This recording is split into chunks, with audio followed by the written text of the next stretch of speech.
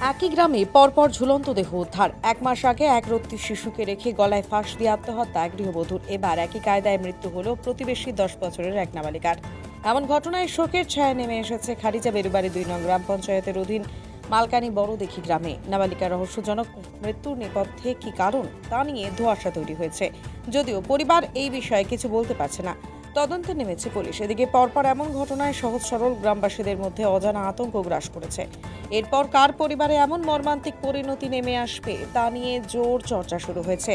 Police সূত্রে খবর, মৃত নাবালিকার নাম তনুশ্রী রায়। সে বেরুবাড়ি তফসিলি ফ্রি হাই স্কুলের 6ষ্ঠ শ্রেণীর ছাত্রী।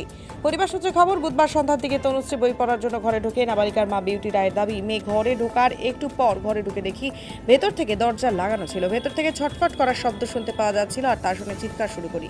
পরিবারের সদস্য সহ প্রতিবেশীরা ছুটে দরজা ভেঙে দেখেন গলায় গামছা জড়ানো অবস্থায় তনুশ্রী ঝুলছে। ঘটনা প্রত্যক্ষ করেই প্রতিবেশী দুজন মোছা যান। দেখে তখনও প্রাণ ছিল, তাই বাকিরা নাবালিকাটিকে উদ্ধার করে জলপাইগুড়ি মেডিকেল কলেজ ও হাসপাতালে নিয়ে যান, কিন্তু সেখানে চিকিৎসকরা তাকে মৃত বলে ঘোষণা করেন। বৃহস্পতিবার দেহের ময়নাতদন্তের পর বিকেল নাগাদ বাড়িতে নিয়ে আসা হয়। নাবালিকার বাবা বিষ্ণু রায়ের দাবি, ঘটনার দিন মেয়ে ওই গৃহবধূর বাড়িতে ফুল তুলতে যায়।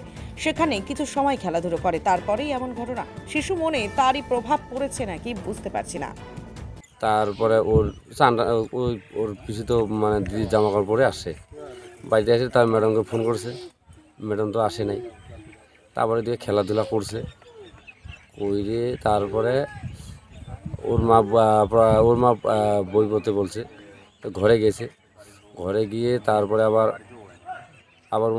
ঘরে গিয়ে চুমারি আছে। তারপরে মা ডাক্তার কাছে তনু কথা বলছি না কেন।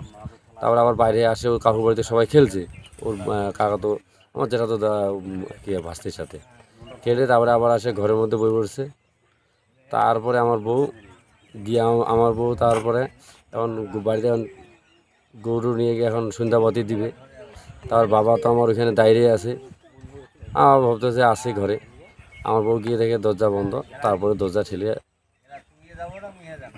তারপরে আমার মেয়েকে তখন একটু একটু নড়চড় করছিল। তারপরে অ্যাম্বুলেন্সে নিয়ে গেছে। তারপরে জলপাই গিয়ে ডাক্তার বলছে যে ভালো নেই। আগে বোনাপাড়া আগে প্রাইমারিতে পড়ছিল, এখন তপশিলি ক্লাস 6-এ পড়ে। তনুশ্রী রায়। ট্যাক্সমেট অ্যান্ড জিএসটি সুবিধা কেন্দ্র এখন আপনার শহর দিনহাটায়। বিগত 7 বছর যাবৎ সুনামের সাথে কাজ করে আসছে ট্যাক্সমেট। আমাদের এখানে যে পরিষেবাগুলি পাচ্ছেন তা হলো GST registration, GST return, TDS ও TCS return, company registration, society school club registration ও বাৎসরিক return, ISO certification, trademark registration, import export licence, income tax return ও অডিট, ব্যাংক লোন প্রজেক্ট ও ব্যাংক লোনের জন্য CMA data, Udyam registration, professional tax সহ আরো বিভিন্ন ট্যাক্স এবং আপনার ব্যবসা সংক্রান্ত পরিষেবা। তাই যে কোনো কাজের জন্য শীঘ্রই যোগাযোগ করুন আমাদের সাথে। আমাদের ঠিকানা ট্যাক্সমেট দিনহাটা, আস্থা নার্সিং হোমের পাশে, জলের ট্যাঙ্কের বিপরীতে। যোগাযোগ নম্বর 8250435393।